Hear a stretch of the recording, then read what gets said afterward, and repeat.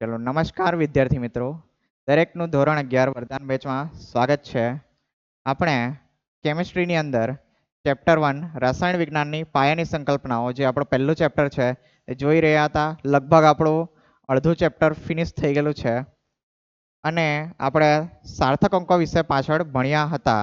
તો એ સાર્થક અંકોની થોડીક વાત કરીએ તો સાર્થક અંકો વિશે થોડી મેં વાત કરી લઉં કે એ ક્યાં વપરાય છે અને એની જરૂર પડી શા માટે. તો સૌથી પહેલી વાત કે સાર્થક અંક દર્શાવે શું દર્શાવે છે સાર્થક અંકો? જે નિશ્ચિત અંકો છે, આપણે કોઈ પણ માપન કરીએ, બરાબર. ધારો કે આ કીબોર્ડ છે, બરાબર. આ કીબોર્ડ, તેની મેં લંબાઈ માપું, એની પહોળાઈ માપું, તે આ પહોળાઈ અને આ લંબાઈ અને પહોળાઈ જે માપો તે માં કંઈ ને કંઈક અનિશ્ચિતતા જોડાયેલી હોય, બરાબર. તો જેટલા અંકો નિશ્ચિત છે તેને દર્શાવવા માટે મેં શું ઉપયોગમાં લેવું? અર્થસૂચક અંકો, બરાબર. તો એ અર્થસૂચક અંકો મેં જેટલા લખો તે નિશ્ચિત હોય, બાકીના કેવાય થોડાક અનિશ્ચિત હોય, કદાચ ઉપર નીચે થોડું ઘણું આમ તેમ થઈ ગયેલું હોય. તો સાર્થક અંકો અથવા તો અર્થસૂચક અંકોની વાત કરો તો પહેલો નિયમ શું હતો આપણો? પહેલો નિયમ તો દરેક 0 સિવાયના અંકો શું હોય? આપણા અર્થસૂચક હોય, બરાબર. તો આપણે 0 સિવાયના અંકો ત્યારે જ લખીએ જ્યારે આપણે એનો કોઈને કોઈક નિશ્ચિત હોય, એનો અર્થ હોય ત્યારે જ લખીએ છીએ. એટલે 0 સિવાયના અંકો શું હોય? સાર્થક અંકો કહેવાય, બરાબર. ચલો, પહેલો નિયમમાં તો કંઈ ખાસ નથી, પણ બીજો નિયમની વાત કરીએ તો આપણે કીધેલું કે ડાબી બાજુ જો કોઈ શૂન્ય આવશે, બરાબર, તે સાર્થક કહેવાશે નહીં, અર્થસૂચક નથી, અર્થસૂચક નથી, બરાબર. ઉદાહરણ શું લીધેલું આપણે કે 0.0052, બરાબર. આ રીતનું કોઈ ઉદાહરણ હોય તો તેની અંદર આ જે પણ 0 છે તેને આપણે સાર્થક ગણતા નથી, બરાબર. હવે એને સાર્થક કે અર્થસૂચક ગણતા નથી, કારણ શું છે કે એ માત્ર ને માત્ર લખવા એટલા માટે આવેલા છે કે આ 52 નું સ્થાન અહીંયા સુધી આવે તેના માટે છે, બરાબર. એટલે આનો કોઈ પણ અર્થ નથી આટલાનો, એટલે આપણે એને અર્થસૂચક ગણતા નથી. જો અર્થસૂચકની વાત કરીએ તો આપણા માત્ર ને માત્ર કેટલા? 2 અર્થસૂચક અંકો છે, બરાબર. ખ્યાલ આવી ગયો આમાં? ચલો, ત્રીજો નિયમ હતો કે આપણે 2 અર્થસૂચક અંકોની વચ્ચે શૂન્યો લખીએ તે અને આપણે અર્થસૂચક ગણવાના છે. જેમ કે મેં લખું 5005, બરાબર. તો 5005 ની વચ્ચે 2 શૂન્ય આવે છે તો તેને મેં અર્થસૂચક ગણીશ, બરાબર. કારણ કે અહીંયા આના કોઈ ને કોઈ એનો પ્રમાણ નિશ્ચિત છે, બરાબર. કે આ 0 જ છે, અહીંયા કંઈ 1 નથી, 2 નથી, 3 નથી, એવું નથી એમ, બરાબર. આ નિશ્ચિત છે, અહીંયા 0 જ છે, બીજું કંઈ નથી. એટલે આને શું ગણવા પડે? આપણે અર્થસૂચક ગણવા પડે, બરાબર. ચાલો, હવે ચોથો નિયમ છે જે થોડો ખાસ છે કે આપણે જમણી બાજુના જોવાના છે. જમણી બાજુ, તો જમણી બાજુ આપણે મેં લખું તો 0.5 ને એની આગળ 2 શૂન્ય લખી દઉં તો શું કહેતા હતા કે આ 2 શૂન્ય પણ કેવા છે? અર્થસૂચક છે, અર્થસૂચક છે. હવે આનો લોજિક થોડોક સમજીએ આપણે. તો માની લો મેં છું દવા બનાવવાની ફેક્ટરીની અંદર કામ કરતો છું. એક મેં દવા બનાવી રહ્યો છું ને મેં લખું છું કે આ દવા માટે મને જે પણ પદાર્થ જોઈએ છે, જે પણ મને કેમિકલ અથવા કંઈક જેનાથી બનાવતા હોય તે જોઈએ, તે કેટલો છે? 0.500 ગ્રામ છે, એવું મેં લખું છું. તો 0.500 ગ્રામનો અર્થ શું થયો અહીંયા? કે આ 2 0 છે તે અહીંયા ફિક્સ છે, બરાબર. એ નિશ્ચિત છે, અહીંયા 0 0 જ આવવાના છે, બરાબર. મેં એમ નથી લખતો કે 0.5 ગ્રામ જોઈશે, બરાબર. મતલબમાં 0.5 ગ્રામ ને આ બંને સંખ્યા તો સરખી જ છે, પણ 0.5 ગ્રામ લખવાનો અર્થ શું થયો કે મારા એક જ સ્થાન સુધી 5 નિશ્ચિત છે, એની પાછળ કદાચ મેં કંઈ બીજા આંકડાઓ જોડી શકું છું, તે આગળના આંકડા નિશ્ચિત નથી. ખ્યાલ આવી ગયો ને? અહીંયા મેં આ 2 0 લખ્યા, તેનો અર્થ એ થયો કે આ 2 0 નિશ્ચિત છે, તો આ 0 જ છે, કોઈ 1 2 3 એવું કંઈ આવશે નહીં. બરાબર, એટલે આ બે આપણે કેવા ગણવા પડે? અર્થસૂચક ગણવા પડે. પણ મેં ખાલી હવે 500 લખો તો ખાલી 500 લખું ત્યારે મેં આ બે 0 ગણતો નથી. કેમ? કારણ કે આ બે આંકડા બદલાઈ શકે છે. બરાબર, મેં ધારો કે ભાઈ કોઈકને ધારો કે મારા ઘરે કોઈ ફંક્શન છે ને પછી મારે ખાવાનો ઓર્ડર આપવો છે. તમે શું કહેવા? આશરે 500 જણનું ખાવાનું બનાવી દો ને, કેવો ને મેં એ રીતે કે 500 જણ આવવાના છે, ખાવાનું બનાવી દો. હવે મેં કંઈ ગણવા નથી ગયો કે ભાઈ એક્ઝેક્ટ 500 આવવાના છે કે નથી. બરાબર, આની જગ્યાએ 512 પણ આવી શકે, 498 પણ આવી શકે. એટલે કે આ બે આંકડા નિશ્ચિત નથી, એ બદલાઈ શકે છે, ઉપર નીચે થઈ શકે છે. પણ જ્યારે મેં 0.500 એમ લખીશ તો આ 0 મેં ફિક્સ કરી દીધા છે.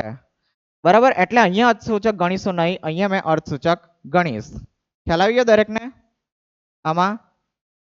ચાલો, તો હવે 5મો નિયમ છે, જેનો હજુ એક આપણે ભાઈ કન્ફ્યુઝન હતું કે ભાઈ કોઈક વસ્તુને દર્શાવવા માટે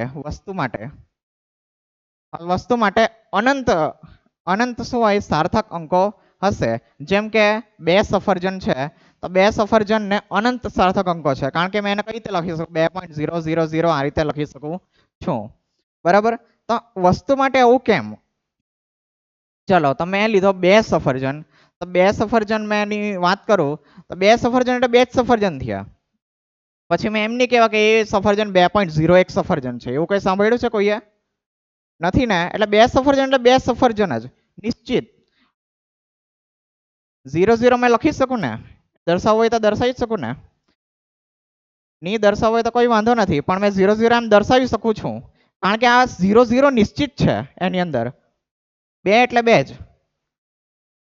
બરાબર, ને 2 ની આગળ મેં પોઈન્ટ લખાવીને આટલા 0 લગાવી શકું છું. ખ્યાલ આવ્યો? અહીંયા નહીં લગાવી શકા મેં. કેમ નહીં લગાવી શકા? કારણ કે અહીંયા આ 2 0 લગાવી દીધા, તે તો નિશ્ચિત છે, એની પાછળ આગળ 0 નિશ્ચિત નથી. મેં કીધું ને તમને કે કોઈ પણ વસ્તુ આપણે દર્શાવીએ, ધારો કે મેં કહ્યું કે મને 5 ટેબલ જોઈતા છે, તો 5 ટેબલ, તો 5 ટેબલ એટલે 5 ટેબલ થયા. હવે 5 ટેબલ મેં કહું કે 5 ટેબલ 5 નિશ્ચિત છે, અને પછી 5 ટેબલ એટલે મેં 5.000 ગમે તેટલા 0 લખી શકું છું. બરાબર, એ 5 પછી કદાચ 6 જ થશે, કાં તો એ 4 જ થશે. બરાબર, એટલે એની પાછળ 0 નિશ્ચિત જ છે, એ બદલાવાના નથી. બરાબર, ખ્યાલ આવ્યો ને? બાકી મેં કોઈનું ધારો કે વજન માપતો હોય, દળ માપતો હોય, તો તેની અંદર જેટલા આંકડા લેવો ત્યાં સુધી જ મારે વિચારવાનું. બરાબર, તેની આગળ મેં 0 નહીં લખી શકું, કારણ કે એ મારા માટે અનિશ્ચિત થશે. બરાબર, આપણે કાલની થિયરી શરૂ કરેલી ત્યારે ભાઈ મેં કીધેલું કે ભાઈ મેં સામાન્ય તુલા માળે માપતો છું ત્યારે 2.4 ગ્રામ વજન આવતું છે, ને જ્યારે મેં વૈશ્લેષિક તુલા વડે માપતો હોય ત્યારે 2.432. બરાબર, કોઈ બી આંકડો લખી દેતો છું, એનાથી કોઈ ફરક નથી પડવાનો. 2.432 ગ્રામ આવે છે એમ. બરાબર, વસ્તુ મારી તે જ થઈ, પણ સામાન્ય તુલાથી 2.4 આવે છે, પણ જ્યારે વૈશ્લેષિક તુલાથી 2.432 આવે છે એમ. એટલે કે આ 32 છે તે અનિશ્ચિત થયા છે. 2.4 તો નિશ્ચિત છે, 2.4 જ આવવાનો છે કોઈ બી તુલા વડે માપી લઉં તે. પણ આ 32 નો આપણે 0.032 નો આપણે થોડોક વિશ્વાસ કરી શકાય તેવું નથી એમ. પણ આપણે જ્યારે વસ્તુ ગણતા હોય ત્યારે તો 1 2 3 એમ જ ગણીએ ને, એમાં કઈ પોઈન્ટમાં આવે નહીં, ને તેમાં મેં અનંત 0 પાછળ આપણે મૂકી શકો છો, એ પણ નિશ્ચિત થઈ જાય એની સાથે. બરાબર, ખ્યાલ આવી ગયો દરેકને આની અંદર? આનો મોટા ભાગે જે મેં તમને કીધું કે દવા બનાવવાનો મેં કીધું, ત્યાં પછી આ રીતે જ મારે લખવું પડે 0.500 ગ્રામ. બરાબર, ને કદાચ આ અનિશ્ચિત હોય તમે આ એક 0 નહીં લખાવ, ખાલી 0.50 જ લખા. બરાબર, ને માની લો કે મારો પછી એવું જ હોય તમે 0.5 ગ્રામ જ લખીશ. બાકી પછી કોઈક એન્જિનિયરિંગ છે વગેરેમાં કોઈને કોઈક માપ લખવાનું હોય એરોસ્પેસ વગેરેમાં, તો ત્યાં મેં માપન કરું. બરાબર, ધારો કે મેં લખેલો હોય 2.413 સેમીનું કંઈક મારે માપન કરવું છે. બરાબર, તો મેં એ રીતે માપન નહીં કરે કે ભાઈ 2.4 સેમી મને ભાઈ થોડુંક આસાન પડતું છે એટલે આ રીતે માપન કરું. હવે ભાઈ ત્યાં પછી મારે 2.412 સેમી જ માપન કરવું પડે. પછી એની જગ્યાએ પછી કંઈક આપણે બીજી સાઈઝની કદાચ વસ્તુ લગાવી દઈએ તો પછી આ વસ્તુ વ્યવસ્થિત નહીં ચાલે, એવું બધું પ્રોબ્લેમ આવી શકે. એટલે ત્યાં આ બધા સાર્થક અંકોનો ઉપયોગ થાય છે. બરાબર, એપ્લિકેશન પાર્ટ હતો જે ચોપડીમાં નથી આપ્યો, પણ આ થોડુંક મેં જરાક ઇન્ટરનેટ પર વાંચ્યું ને આપણે જે પણ કન્ફ્યુઝન હતા તે બધા જરાક ક્લિયર કરવાની અહીંયા ટ્રાય કરી છે. ખ્યાલ આવ્યો આ સાર્થક અંકોની અંદર કાલે? બરાબર, હવે આની ખ્યાલ પણ આવેલો હોય તો પણ તમને કમસે કમ એટલું તો આવડવું જોઈએ કે અર્થસૂચક અંકો આપણે કઈ રીતે શોધાય. બરાબર, ને એના 5 નિયમો જે છે તે ધ્યાનમાં રાખવાના છે. બરાબર, આગળ વધીએ આજના લેક્ચર તરફ. ચાલો તો હવે આપણે આ દાખલા આપણે કાલે આવેલા હતા અને આપણે જોવાના છે. ચાલો જોઈએ. તો આપણે વિચારવાનું છે કે આ ગણતરીમાંથી આપણને કેટલા અર્થસૂચક અંકો મળે. હવે અહીંયા ગણતરી કરવાની નથી, પણ કે આપણે કેટલા અર્થસૂચક અંકો મળે તે જોવાના છે. ચાલો તો જોઈએ. પહેલું તો પહેલાની અંદર આપણા કેટલા સાર્થક અંકો છે? આ આંકડાની અંદર કેટલા સાર્થક અંકો છે? 0.02856. એટલે અહીંયા કેટલા છે? 4 છે. બરાબર, ચાલો અહીંયા કેટલા છે? 5. હા, 0.112 કેટલા છે આની અંદર? 3. ને 0.5782 કેટલા છે એની અંદર? 4 સાર્થક અંકો છે. હવે આપણે કાલે જોઈ લો તો સાર્થક અંકો ના જે આ ગુણાકાર કરીએ તો તેની અંદર આપણને જે પણ જવાબ મળે તે જે પણ સૌથી ઓછા સાર્થક અંકો હોય આની અંદર તેનાથી વધારે હોવા જોઈએ નહીં. બરાબર, એટલે આનો ગુણાકાર ભાગાકાર કરીને મને અહીંયા 3 છે જે સૌથી ઓછા સાર્થક અંકો છે. તો આપણે જે પણ જવાબ લખીશું તે આ 3 વડે જે જવાબ મળે છે તેમાં જ આપણે લખીશું. એટલે કે આના જવાબની અંદર 3 સાર્થક અંકો હશે. બરાબર, ખ્યાલ આવ્યો? જે સૌથી ઓછા સાર્થક અંકો હોય તે આપણે અહીંયા લેવાનું છે. બરાબર, ખ્યાલ આવ્યો દરેકને? ચાલો આગળ વધીએ. ચાલો હવે જો આ થોડોક ભાઈ પેલો આપણા 5મા નંબરનો પેલો જે મેં પાછળ ભણાવ્યો ને સાર્થક અંક તેનું વસ્તુ છે કે હવે આ વસ્તુ માટે મેં તમને કીધેલું તો તેમાં એક અંક નિશ્ચિત જ હોય. 2, 3, 4, 5 એ રીતના જ અંકો હોય. બરાબર, અને તેને અનંત સાર્થક અંકો હોય છે. અનંત સાર્થક અંકો હોય તો મેં જ્યારે કોઈની સાથે પણ ગુણાકાર કરવાનો હોય, જેમ કે 2 ગુણ્યા 15 34 કરવાનો હોય, બરાબર, તો મારા નિયમ પ્રમાણે તો આની અંદર 1 સાર્થક અંક થયો અને આની અંદર 4 થયા. બરાબર, તો મારે હવે આનો જે જવાબ આપે તે મને 2 વડે જ દર્શાવવો પડે. 2 એટલે 1 સાર્થક અંક વડે જ દર્શાવવો પડે, એવું થાય. બરાબર, પણ આપણે આ નિયમ પ્રમાણે શું આને અનંત સાર્થક અંકો છે એટલે મેં ગુણાકાર કરતા સમયે શું કરા? 2 પોઈન્ટ આને 000 લખી દેવા. બરાબર, હવે આની અંદર કેટલા સાર્થક અંકો છે? 1 કે 4? 4 છે ને. બરાબર, મેં આ 0, 3 આ રીતે જો. બરાબર, 4 સાર્થક અંકો થયા આ બાજુ. ખ્યાલ આવે છે ને? તો હવે આની અંદર પણ 4 થઈ ગયા સાર્થક અંકો અને આની અંદર પણ 4 થયા. તો મારો જે જવાબ આવશે તેનો પણ કેટલા સાર્થક અંકો હશે? કેટલા સાર્થક અંકો હશે આની અંદર પણ? 4. બરાબર, એ જ રીતે મેં આનો પણ કેટલા છે આની અંદર સાર્થક અંકો? અહીંયા 4 છે ને અહીંયા 1 છે, પણ આ નિશ્ચિત સંખ્યા છે તેને મેં કઈ રીતે આ રીતે લખી શકું છું? અહીંયા કીધું નથી કોઈ વસ્તુ વિશે, પણ આને આ રીતે આપણે કરી શકીએ છીએ. બરાબર, અહીંયા થોડુંક કહી દીધું કે આ થોડુંક વસ્તુનો કોઈ માપ છે. બરાબર, તો જરાક વ્યવસ્થિત પડતે. પણ આવું આપણે કેમ કરીએ છીએ કે આપણે જે પણ અંકો હોય તે બીજાની ગણતરી સાથે કોઈક પેલો અનિશ્ચિત સંખ્યા પેદા કરતી નથી. બરાબર, જેમ કે 2 ગુણ્યા મેં 15 34 કરીશ તો મને જવાબ જેટલા પણ મળશે તે નિશ્ચિત આંકડાની અંદર જ મળશે. બરાબર, એટલે આ જરાક થોડુંક ધ્યાનમાં રાખજો. ચાલો તો આની અંદર પણ કેટલા અંકો સાર્થક અંકો હશે? 4 હશે, બરાબર. અહીંયા ગુણાકાર ભાગાકાર નથી કરવાનો આપણે, ખાલી આપણે એક પ્રેડિક્શન કરવાની છે કે કેટલા સાર્થક અંકો હશે, બરાબર. ચાલો હવે ત્રીજાની વાત કરીએ, તો ત્રીજો સરવાળાનો છે. ચાલો તો આની અંદર કેટલા સાર્થક અંકો છે આપણા? ચાલો તો અહીંયા 3 છે, આ બાજુ 4 છે, આ બાજુ 3 છે, બરાબર. તો 3 આવવા જોઈએ, પણ હવે મને કેમ લાગે છે કે 4 આવશે આની અંદર, કારણ કે આ ગુણાકાર નથી.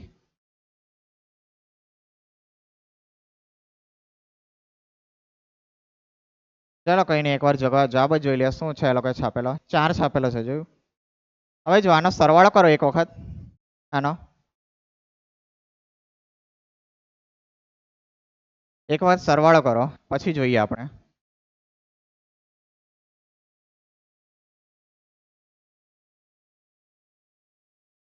નથી કેલ્ક્યુલેટર નથી ચલાવવું, એ કાઢવાનો કંટાળો આવે છે.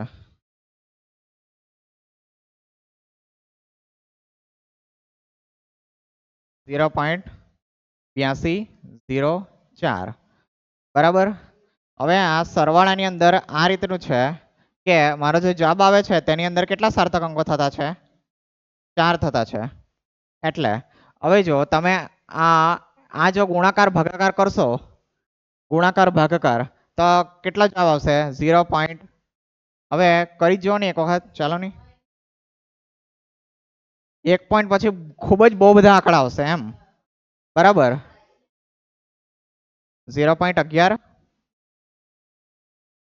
અચ્છા 1 પોઈન્ટ પછી 11 આંકડા આવે છે ને, બરાબર. તો આપણે એમ તો કહેવાના નથી 11 સાર્થક અંકો છે એના, બરાબર. એટલે ગુણાકાર ભાગાકારની અંદર આપણે ઓછામાં ઓછું જોઈશું, બરાબર. ને પછી આ સરવાળો બાદબાકી ત્યારે આપણે સરવાળો બાદબાકી કરીને આપણે જવાબ જોઈ લેવો પડશે એને,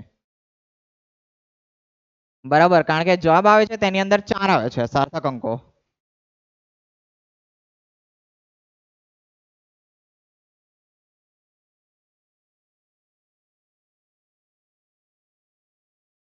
બસ, બરાબર. હવે આટલા બધા સાર્થક અંકો આવે આની અંદર, આનો જવાબ આવે છે તો આની અંદર કઈ આટલા બધા સાર્થક અંકો હશે? બરાબર. આની અંદર કેટલા, આની અંદર નિશ્ચિત આંકડાઓ જો જોવાય તો આપણે ગુણાકાર ભાગાકારની અંદર જે સૌથી ઓછા હોય તેટલા જ આંકડા જોવાના. એટલે આ પહેલા 3 છે તે જ અંકો આપણા નિશ્ચિત છે, બાકીના બધા બહુ થોડાક આંકડાઓ તમારા એમ તેમ હોય ને તો આની અંદર બહુ મોટો ડિફરન્સ આવી જશે, બરાબર. એટલે આ પેલા વિશ્વાસપાત્ર આંકડા નથી, બરાબર. એટલે આપણે એનો જવાબ લખવો હોય તો આટલો બધો મોટો નહીં લખીશું, ખાલી 1.64 લખીશું, બરાબર.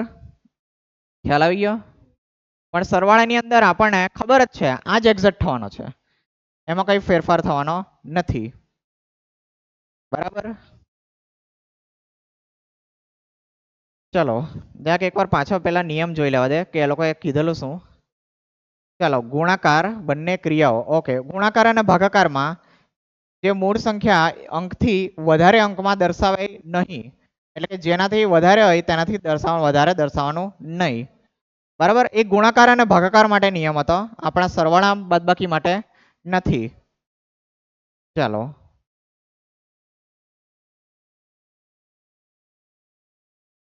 ચાલો આ ખ્યાલ આવી ગયા. આ કઈ રીતે કર્યા છે આપણે?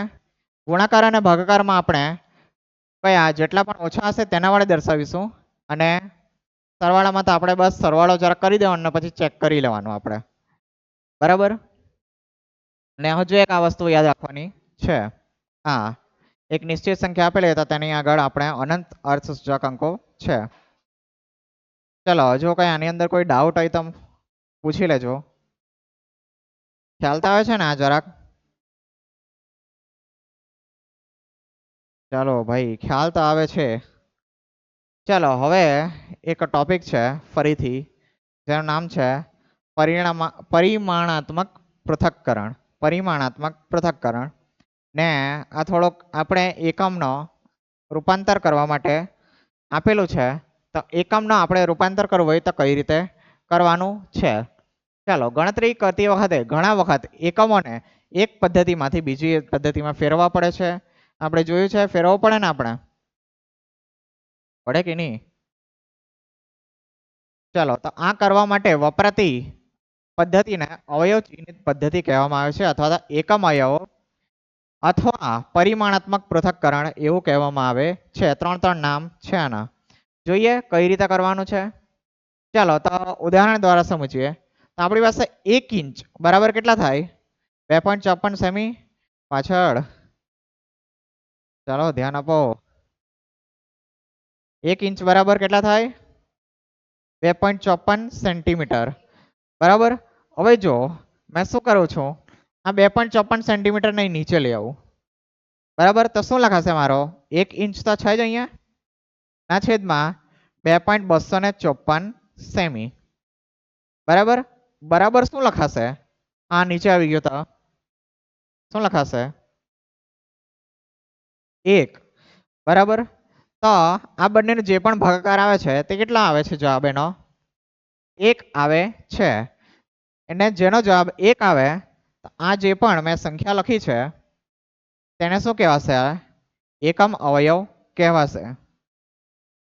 ખ્યાલ આવ્યો. આ સંખ્યાને શું કહેવાય આ જે ભાગાકાર છે તેને એકમ અવયવ કહેવાય. હવે મેં તો 2.54 સેમી નીચે લઈ ગયો. એ જ રીતે મેં 1 ઇંચને નીચે લઈ જાઉં તો પણ એ રીતે લખાશે. અહીંયા ઉપર 2.54 સેમી અને આ બાજુ 1 ઇંચ બરાબર. તો આને પણ શું કહેવાશે એકમ અવયવ કહેવાશે. આ બંનેને શું કહેવાય એકમ અવયવ. હવે એકમ અવયવ એવા છે કે જેનાથી આપણે કોઈ પણ સંખ્યાને ગુણીએ તો કોઈ અસર પડશે નહીં. એટલે આમાં કોઈ પણ ફેરફાર થતો નથી બરાબર. એટલે આ એકમ અવયવને કારણે આપણે શું કરી શકીએ કોઈ પણ એક પેલા શું કે એક એકમને આપણે બીજા એકમમાં ફેરવી શકીએ છીએ બરાબર. ચાલો ઉદાહરણ જોઈએ તો 3 ઇંચ 3 ઇંચને મારે સેન્ટીમીટરમાં ફેરવવાનું છે. 3 ઇંચને સેન્ટીમીટરમાં ફેરવવા માટે મારે આમાંથી કોઈ એક યોગ્ય એકમ અવયવને આની સાથે ગુણાકાર કરવાનો છે. તો જે 3 ઇંચ છે તો તમે સેમીમાં કન્વર્ટ કરવા માટે મારે આ એકમ અવયવ લઈશ બરાબર. આ ઇંચ છે તો ઇંચ છેદમાં છે તે વાળો લઈશ બરાબર. તો 3 ઇંચ છે તો તેને મેં શું કરીશ અહીંયા 3 ઇંચ ગુણ્યા આ એકમ અવયવ વડે ગુણું છું તો 2.54 સેમી ના છેદમાં શું લખાશે 1 ઇંચ બરાબર. ચાલો હવે શું થશે અહીંયા આ ઇંચ કેન્સલ થઈ ગયું બરાબર. ને સેન્ટીમીટર મારું બાકી રહ્યું. એટલે કે મારો જે પણ જવાબ આવશે તે કયા એકમની અંદર આવશે સેન્ટીમીટરની અંદર આવશે બરાબર. તો કેટલા આવશે 3 ગુણ્યા 2.54 કેટલા આવશે 7.62 સેન્ટીમીટર બરાબર. એ કોના બરાબર આવ્યા 3 ઇંચ બરાબર આવ્યા. ખ્યાલ આવ્યો આ વસ્તુ. આવું આપણે પહેલેથી જ જરા કરતા આવીએ છીએ પણ થોડુંક ડાયરેક્ટ કરીએ છીએ આપણે બરાબર. આપણે શું કરી દઈએ 3 ઇંચે 1 ઇંચે 2.54 3 ઇંચે કેટલા એટલે 3 ગુણ્યા 2.54 3 ગુણ્યા 2.54 ને આપણે છેદમાં 1 તો 1 ઇંચ તો હોય ને છેદમાં બરાબર. એટલે આ જ વસ્તુ આપણે પેલો ક્રોસ ગુણાકારની રીતમાં આપણે કરતા હોઈએ છીએ. ખ્યાલ આવ્યો આ વસ્તુ. આગળ વધીએ આપણે ફરીથી. ચાલો બે ઉદાહરણ હજુ છે તેનાથી આપણે વધારે સમજવાનો પ્રયત્ન કરીએ. ચાલો એક જગમાં 2 લીટર દૂધ છે ને તેનું કદ પછી આપણે કોમાં માપવાનું છે મીટર ક્યુબની અંદર. તો કઈ રીતે માપીએ તો સૌથી પહેલા મને ખબર છે કે 1 લીટર બરાબર 1000 ml થાય બરાબર. હવે મને એક વસ્તુ ખ્યાલ છે કે 1 ml બરાબર કેટલા 1 સેન્ટીમીટર ક્યુબ. યાદ છે ને આ વસ્તુ આ બે વસ્તુ કે નથી ખ્યાલ છે.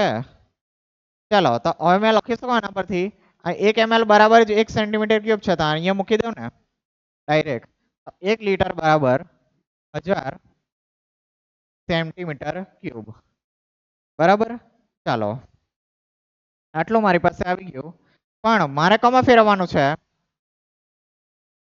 મીટર ક્યુબમાં ફેરવવાનું છે. તો હવે મેં શું કરવાનું? તો હવે મને ખબર છે, તો મીટર અને સેમી માટેનો આપણે સંબંધ જોઈએ. તો 1 મીટર બરાબર કેટલા સેમી થાય? 100 સેમી. 100 સેમી બરાબર. હવે જો બંને અહીંયા ઘન છે, મારે ઘન લાવવાનો છે, ઘન વચ્ચેનો સંબંધ જોઈએ. તો બંને બાજુ મારે શું કરવું પડે?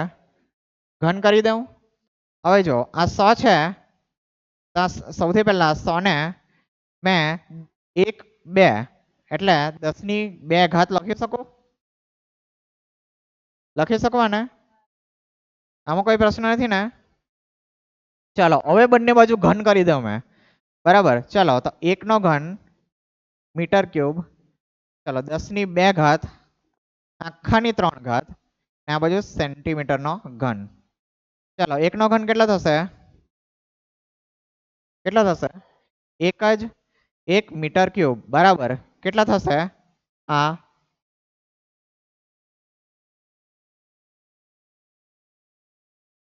ચાલો 10 ની 2 ઘાત ની 3 ઘાત શું લખાશે આને? 10 ની 6 ઘાત બરાબર. 2 ગુણ્યા 3 થશે. ચાલો સેન્ટીમીટર ક્યુબ બરાબર. હવે મને મીટર ક્યુબ ને સેન્ટીમીટર ક્યુબ વચ્ચેનો શું મળી ગયો? સંબંધ મળી ગયો. તો હવે જરાક મારે જગ્યા કરવી પડશે. બરાબર, થોડી જગ્યા કરી દઉં.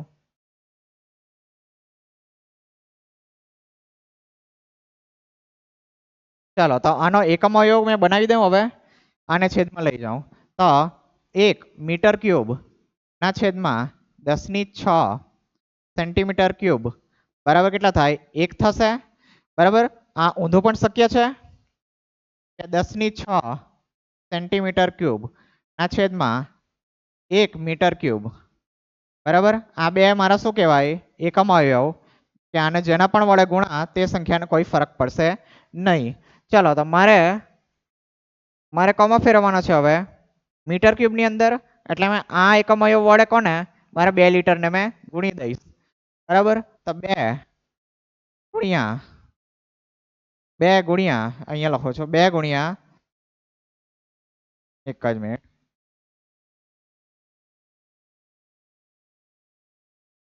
ચલો 2 ગુણ્યા, હવે 1000 ml છે એટલે સૌથી પહેલા તમે કોમાં ફેરવેલું? હા સેન્ટીમીટર ક્યુબમાં ફેરવેલું ને? બરાબર. તો અહીંયા 1000 આવશે. બરાબર, કારણ કે આ સેન્ટીમીટર ક્યુબ આ રહ્યું, 1 લીટર બરાબર 1000 સેન્ટીમીટર ક્યુબ બરાબર. એટલે આ સેન્ટીમીટર ક્યુબ ની અંદર આવશે ગુણ્યા આમાં આ લેવો પડશે મારે. બરાબર. આમાં સેન્ટીમીટર ક્યુબ નીચે છે ને, તો 1 મીટર ક્યુબ ના છેદમાં 10 ની 6 સેન્ટીમીટર ક્યુબ બરાબર. ચાલો હવે શું થશે? અહીંયા સેન્ટીમીટર ક્યુબ કેન્સલ થઈ જશે. બરાબર. 2 ગુણ્યા અને 10 ની 3 લખાશે ને આ 10 ની 6 ઉપર આવશે એટલે -6 બરાબર. ને કેટલા લખાશે? આ 2 ગુણ્યા 10 ની -3 ને આ કોની અંદર આવશે? આ મીટર ક્યુબ ની અંદર. બરાબર. ખ્યાલ આવ્યો આ વસ્તુ? ખ્યાલ આવે છે ને શું કરતા છે? ચાલો કઈ નહીં, એક ઉદાહરણ હજુ જોઈએ. આનાથી વધારે સમજ પડશે. આ મીટર ક્યુબ વાળો તો થોડુંક એકમનો કન્વર્ઝન થોડુંક અઘરું જ છે એમ તો. ચલો 2 દિવસની કેટલી સેકન્ડ થાય? 2 દિવસની, 1 દિવસની કેટલી સેકન્ડ આવે? આપણને યાદ જ છે. કેટલી આવે?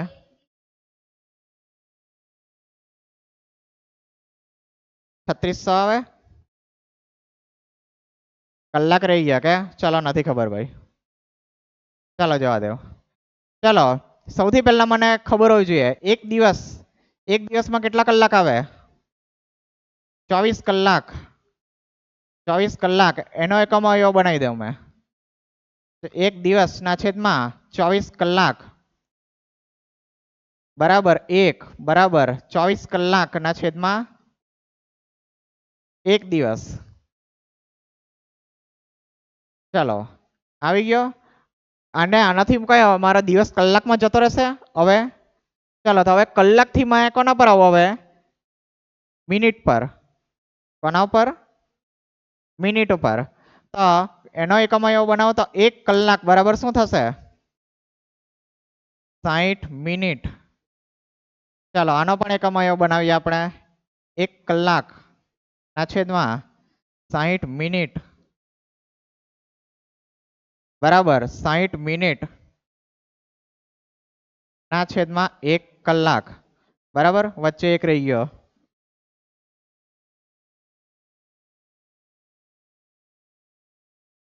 શું થયું? એકમ ડાયરેક્ટ ગણી શકીએ પણ હવે આવું ચોપડીમાં આપેલું છે એટલે થોડુંક મેં શીખું છું બસ. બરાબર. આપણે નોર્મલ જ્યારે દાખલા આવશે ત્યારે ડાયરેક્ટ જવા દે હું. બરાબર. પણ કોઈક વાર કન્ફ્યુઝન થઈ જાય આપણને, જેમ કે આ મીટર ક્યુબની અંદર. તો ત્યારે થોડુંક આ રીતે વ્યવસ્થિત જરાક સિસ્ટમેટિક કરીએ તો આપણે કન્ફ્યુઝન થવાની શક્યતા કેવી રહી? ઓછી રહી. એક્ઝામમાં ડાયરેક્ટ ચાલશે. જો અમુક વસ્તુ આ ચેપ્ટરમાં છે ને શીખવા પૂરતી શીખવાની છે, મેં સાચી વાત કહું છું. જેમ કે પેલા સાર્થક અંકો આપણને ભાઈ હશે નહીં. બરાબર. આપણે ગણતરી આપણે પોતાની મહેનત કરવાના છે. બરાબર. આ એકમો વાળો પણ આપણને જો ડાયરેક્ટ ખ્યાલ આવતો હોય તો ખોટો ટાઈમપાસ આ બધું નીચે છેદમાં લખીને કોઈ ફાયદો નથી. ખબર છે મને કે ભાઈ મેં 60 મળે ગુણા તમારો જવાબ આવી જવાનો છે. બરાબર. તો પછી આ છેદમાં 1 કલાક લખીને પેલું વધારાનું લખીને આપણો ટાઈમ વેસ્ટ નથી કરવાના, કારણ કે પરીક્ષામાં આપણી પાસે ટાઈમ હોતો નથી. બરાબર. પણ હવે આપેલું છે તમે એ રીતે શીખો છું. બરાબર. આ બાજુ ખ્યાલ આવે છે ને તમને? ચાલો હવે આ કોની અંદર આવી ગયા? હવે મિનિટની અંદર આવી જશે. હવે મિનિટ પરથી સેકન્ડ પર જઈએ. 1 મિનિટ બરાબર કેટલી સેકન્ડ? 60 સેકન્ડ. ચાલો ફરીથી આનું પણ બનાવીએ. 1 મિનિટ ના છેદમાં 1 સેકન્ડ બરાબર 1 સેકન્ડ ના છેદમાં 1 મિનિટ કા 60 સેકન્ડ આવશે ને?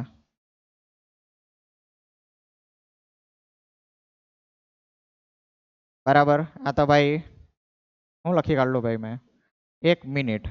બરાબર. ચાલો તો આની અંદર હવે 1 દિવસમાંથી કલાક પર જવા માટે મેં કયો આ એકમ અવયવ લેવા? બરાબર. કારણ કે એમાં છેદમાં દિવસ છે એટલે દિવસ દિવસ કેન્સલ થઈને મને કલાકમાં જવાબ મળશે. ચાલો કલાકમાંથી કોમાં જવાનું છે? મિનિટ પર, એટલે આ. ને મિનિટ પરથી સેકન્ડ માટે આ. બરાબર. તો બસ હવે બે દિવસ ને આ 2 દિવસ. ચાલો દિવસ છે, દિવસ ગુણ્યા આને ગુણો 24 કલાક. ચલો એક કામ કરું છું અને બીજા પેજ પર લખી દઉં વ્યવસ્થિત. ચાલો તો હવે 2 દિવસ ગુણ્યા પેલું લેવું છું 24 કલાકના છેદમાં 24 કલાક ના છેદમાં 1 દિવસ ગુણ્યા પેલું લઈ લઉં 60 મિનિટ ગુણ્યા 1 કલાક. 60 મિનિટ ગુણ્યા 1 કલાક ગુણ્યા હવે આ લઈ લો 60 સેકન્ડના છેદમાં 1 મિનિટ. બરાબર. ચાલો આ કોમાં ફેરવશે? કલાકમાં. આ કલાકને આ કોમાં ફેરવશે? મિનિટમાં. ને આ કોને ફેરવશે? આ મિનિટને સેકન્ડમાં ફેરવશે. જોઈએ. બરાબર. આ દિવસ કેન્સલ. બરાબર. આ કલાક કેન્સલ. આ મિનિટ કેન્સલ. ને મારો જવાબ છેલ્લે કોમાં આવશે? સેકન્ડની અંદર. ગુણાકાર કરો કેટલા આવે છે? કેટલા આવે છે?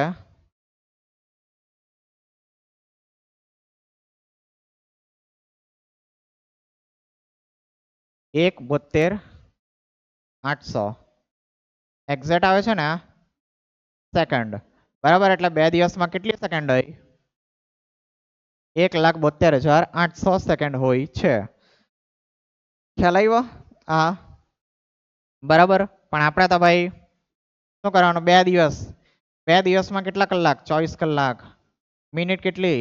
60 સેકન્ડ 60. બસ. બરાબર. આપણી મેથડ છે દેશી તદ્દન. ચાલો એ દેશી મેથડ પાછળ આ સિસ્ટમ છે એમ. ખ્યાલ આવ્યો દરેકને આની અંદર? ચાલો કદાચ દાખલો હોય તો કદાચ આ રીતે સિસ્ટમમાં જવું પડે, બાકી આપણે કોઈ વાંધો નથી. ચાલો તો જરાક સવાલ આવી જોઈએ, સવાલ ઉપર. ચાલો ઉઠો, સવાલ આવી ગયા. ને જો ભાઈ કોનો સવાલ મેં લખેલો છે વાંચો. કોનો સવાલ લખેલો છે મેં? JEE mains. ખ્યાલ છે શું છે JEE? નથી ખ્યાલ? મેથ્સ છે કે બાયો? મેથ્સ છે ને નહીં ખબર? ચાલો તો બે પરીક્ષા આવે છે, જે બહારની પરીક્ષા એમ કહીને આપણા વડીલો વાત કરતા હોય છે કે મારો છોકરો કે છોકરી બહારની પરીક્ષા આપવા ગઈ છે. તે બહારની પરીક્ષા એટલે આ જ એકલી છે એવી નથી, પરંતુ તમારા લેવલ પર આ બે પરીક્ષાઓ તમે આપી શકો. JEE અને NEET. JEE મેથ્સ વાળા માટે હોય છે અને NEET કોના માટે? બાયો માટે હોય છે. બરાબર.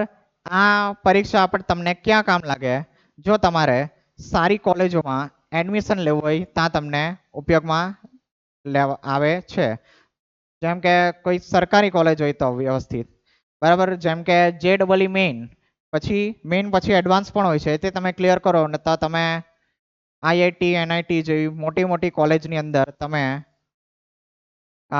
કોઈ કોર્સ કરવા માંગતા એન્જિનિયરિંગનો વગેરે તો તમે જઈ શકો છો. શું આપેલી છે મેં, મારા 81% હતા. બરાબર. વાંચ્યા વગર ગયેલો, મસ્તીમાં આપેલી. ને આપણે તો BSc કરવું હતું એટલે પછી બહુ ખાસ આની જરૂર નહીં હતી. બરાબર. તો મેથ્સ વાળા માટે JEE છે. 300 માર્કનું પેપર આવે છે ને 3 વિષયમાંથી 3 વિષય એટલે કયા? આપણા ફિઝિક્સ, કેમેસ્ટ્રી અને મેથ્સ JEE માટે. બરાબર. 25 ક્વેશ્ચન આવે છે 4 માર્ક્સના. દરેક MCQ જ આવે છે. તો MCQ આવે છે અને એ 25માંથી 5 NAT પ્રશ્ન આવે. NAT એટલે ન્યુમેરિકલ આન્સર ટાઈપ. તેની અંદર તમને ઓપ્શન નહીં મળે, ખાલી જગ્યા મળી જાય ને તમારે કમ્પ્યુટર સ્ક્રીન પર, બરાબર, કમ્પ્યુટર સ્ક્રીન પર પરીક્ષા થાય, કમ્પ્યુટર પર. તથા માઉસની મદદથી તમારે આન્સર ટાઈપ કરીને ત્યાં પેલું કીબોર્ડ આપેલું હશે ત્યાં સ્ક્રીન પર, તો માઉસની મદદથી ક્લિક કરીને તમારે જવાબ લખવાનો રહેશે. એ રીતના દરેક સબ્જેક્ટમાંથી 5 પ્રશ્નો આવે છે ને 300 માર્કનું પેપર હોય છે. ને જો તમે ખોટો કરો તો -1. જો તમે જવાબ નહીં આપો તો એનો કોઈ માર્ક મળશે નહીં અને સાચો પડે તો તમારે 4 માર્ક્સ ખાતાની અંદર. બરાબર. નીટની અંદર થોડુંક અલગ હોય છે. નીટનું 720 માર્કનું પેપર આવે છે ને દરેકના લગભગ કેટલા 90 પ્રશ્ન કદાચ હોય છે. 90 ના હા, બાયોલોજીના 90 માર્ક્સ, 90 પ્રશ્ન બાયોલોજીના. બાયોલોજીની અંદર 2 પાર્ટ હોય છે, ઝૂઓલોજી અને બોટની. બરાબર. એટલે એના 45 ને 45. ફિઝિક્સ અને કેમેસ્ટ્રીના 45 પ્રશ્નો હોય છે. એમાં NAT નહીં આવે, એમાં MCQ જ આવે છે. અત્યાર સુધી ઓફલાઈન થતી હતી, પણ હમણાં શું ચાલે છે તમને કદાચ ખ્યાલ હશે ને તેના કારણે હવે ઓનલાઈન પરીક્ષાઓ લેવાનું વિચારેલું છે. બરાબર. જે રીતે JEE તો પહેલાથી જ ઓનલાઈન જ લેવાય છે. તો આ થોડીક બેઝિક વાત મારે JEE નીટની તમને કેવી હતી, તો એના પ્રશ્નો પણ મેં નાખેલા છે. એ ઓફલાઈન પરીક્ષા લેતા હતા એટલે લીક થઈ ગયેલું હતું ને અત્યારે લેટેસ્ટ જો ન્યૂઝ કેવું તો 24 કલાક પહેલા ન્યૂઝ આવી છે તો નીટના જ્યારે પેપરને કારણે અત્યારે ટેલિગ્રામ એપ બેન થઈ ગયું છે. હા, કારણ કે ટેલિગ્રામની ઉપર ઘણા લોકો નીટનું જે આ પેપર છે તે પણ ક્લેમ એવું કરતા હતા કે નીટનું આ પેપર છે તે અમારી પાસે છે, આટલા પૈસા આપો લઈ લો. ફેક ક્લેમ કરતા હતા, ફ્રોડ વગેરે બહુ વધી ગયેલા એટલે થોડુંક બેન કરી દીધું છે. ચલો, જો બહુ ડીપમાં નહીં જોઈએ, બાકી રેકોર્ડિંગ વાળા ભાઈ કંટાળી જશે, આ સર શું વાત કર્યા કરતા છે, વાસી ખબર અમને આપે છે. ચલો, સાચો વિધાન પસંદ કરો. બરાબર. આ રીતનો પ્રશ્ન આવે JEE મેઇનની અંદર. આ રીતના થોડાક પ્રશ્નો આવી શકે આ પહેલા ચેપ્ટરમાંથી. 2025માં તાજા જ છે, 1 વર્ષ પહેલા પૂછાયો છે. જોઈએ તો પદાર્થનું વજન એ તેમાં રહેલા, આ ચેક કરવાના છે આપણે કે આમાંથી કેટલા સત્ય છે. સત્ય આપણે ચૂઝ કરવાના છે, સાચો જવાબ પસંદ કરો. બરાબર, પ્રશ્ન સાચવીને વાંચવાનું. કોઈક વાર એમ પણ પૂછે છે કે ભાઈ નીચેનામાંથી કયા ખોટા વિકલ્પો છે.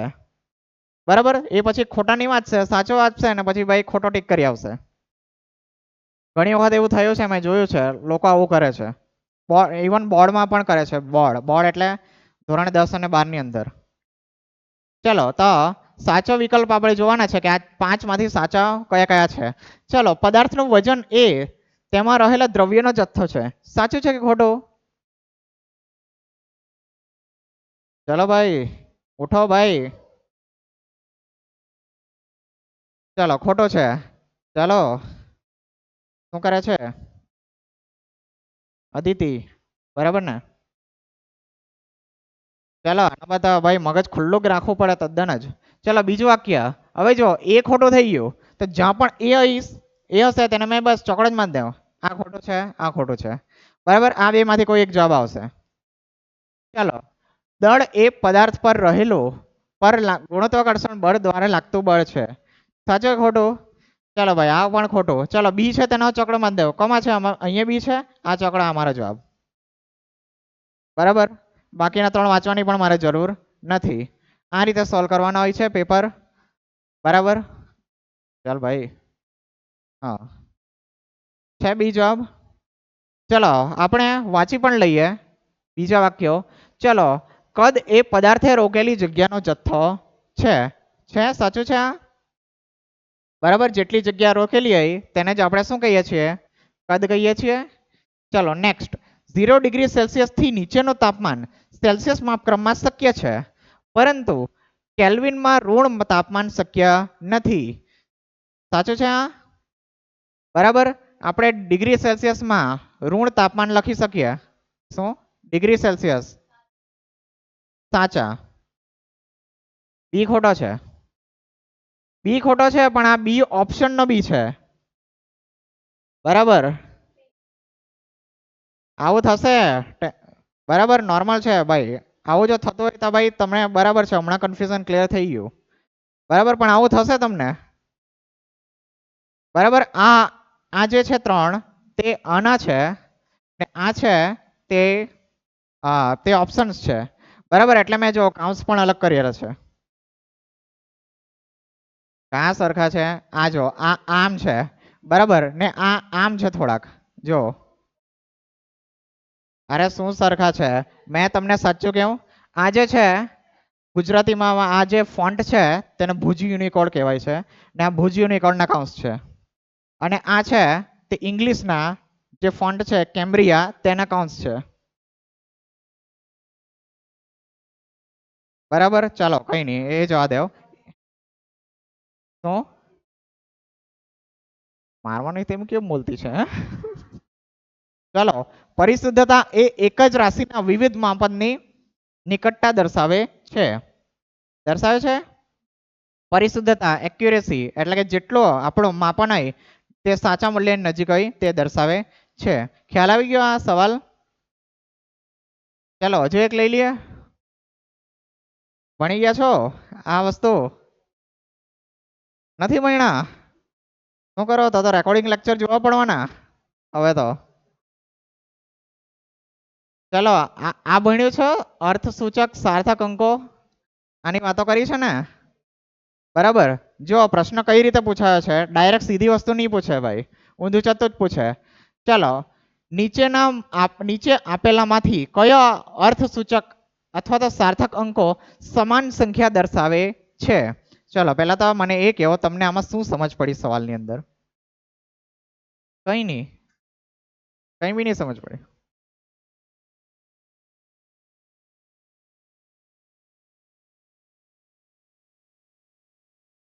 બસ આ જ છે. બરાબર, કે આપણે 4 ની અંદરથી શું કાઢશું? સૌથી પહેલા અર્થસૂચક અંકો ને કોની અંદર આપણા અર્થસૂચક અંકોની સંખ્યા સમાન જોવા મળે છે તે આપણે શોધીશું. ચાલો, તો સૌથી પહેલા એ માટે જોઈએ આપણે. એમાં કેટલા છે? સાર્થક અંકો 3 છે. બરાબર, દરેકને ખ્યાલ આવે છે ને સાર્થક અંકો કઈ રીતે શોધવા? પછી ચાલો બી માં કેટલા છે સાર્થક અંકો? 5 છે, ચલો 5. ચલો સી માં કેટલા છે? ચલો 1 2 ને 3 બરાબર. 0.0 છે તેને પણ લેવાનો છે. હા બરાબર. ચલો 3 આવી ગયા.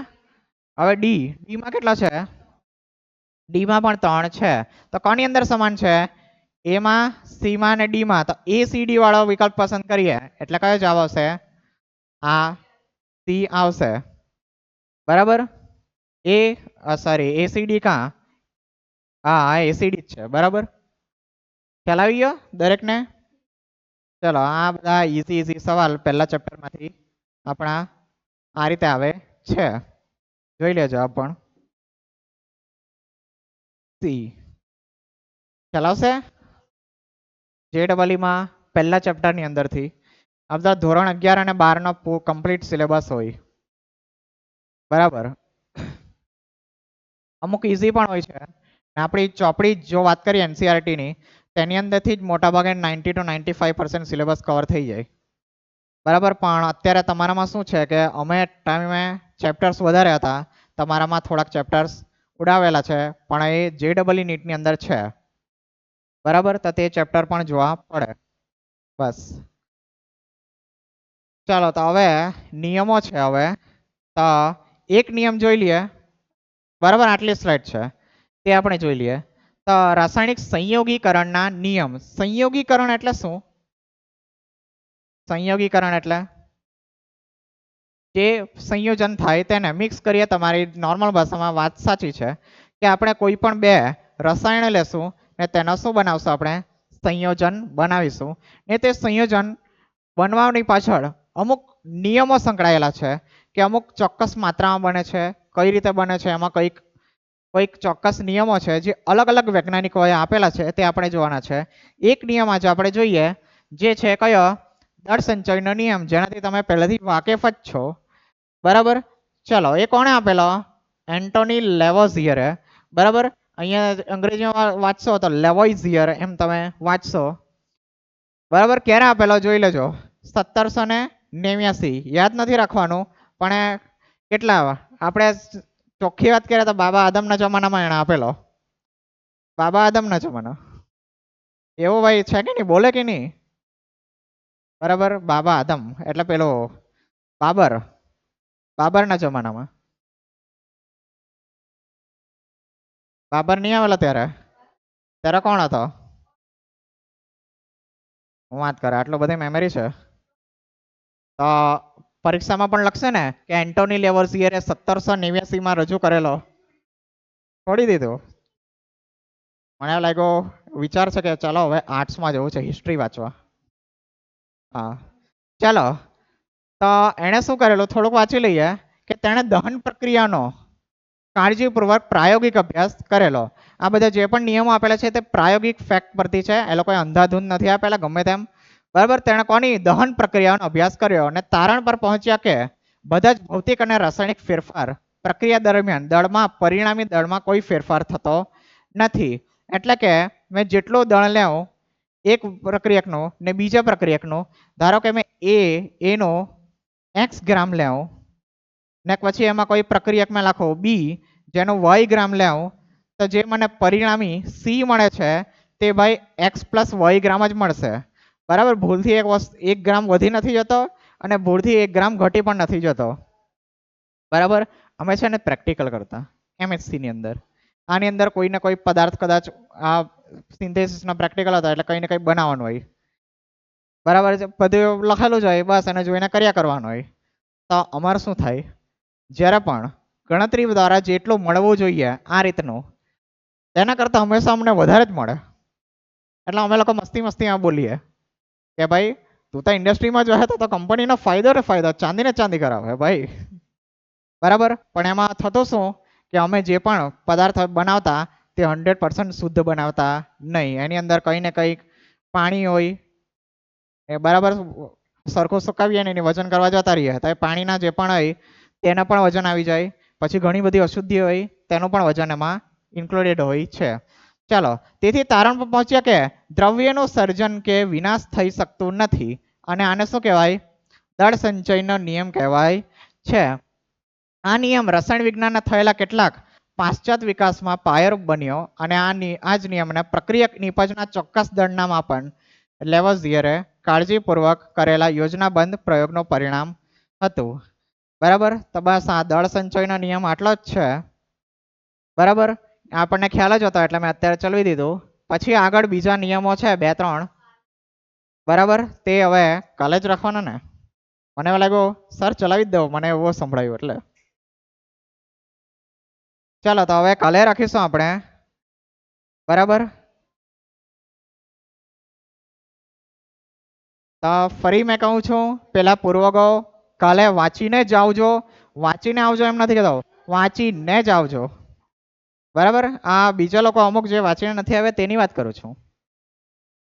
બરાબર, અને હવે આપણું ચેપ્ટર આગળ વધી જ રહ્યો છે, અડધા ઉપર વધી ગયો છે, તો વાંચતા રહેજો. તમારી પરીક્ષા પણ નજીક આવી જશે. બરાબર, ચાલો તો અહીંયા મેં એન્ડ કરું છું. આપણે કાલે મળીશું.